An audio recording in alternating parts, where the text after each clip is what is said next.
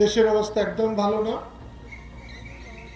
আমরা যাতে শান্তিতে থাকতে পারি, সাধারণ মানুষ যাতে বাজার ঘাট করে খেতে পারে, দ্রব্য মূল্য যাতে নিয়ন্ত্রণে থাকে, মানুষের আয়ের সাথে যাতে ব্যয়ের একটা সামঞ্জস্য থাকে,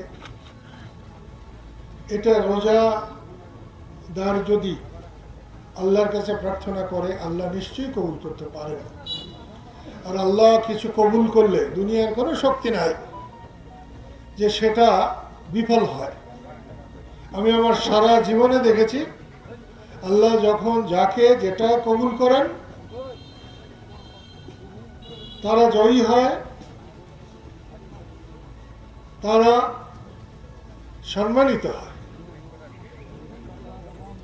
আমি গায়ের জোরে জীবনে কোনোদিন চলি নাই। আমি সারা জীবন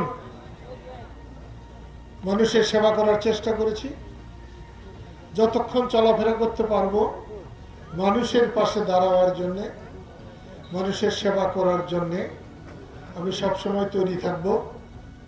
আপনাদের কাছে আমি দোয়া চাই আল্লাহ যেন আমাকে ততক্ষণ পর্যন্ত বাঁচিয়ে রাখেন যতক্ষণ আমি সুস্থ থাকি, মানুষের জন্য কাজ করতে পারি, শুধু ততক্ষণই যেন আমাকে আল্লাহ সহি সালামতে রাখেন।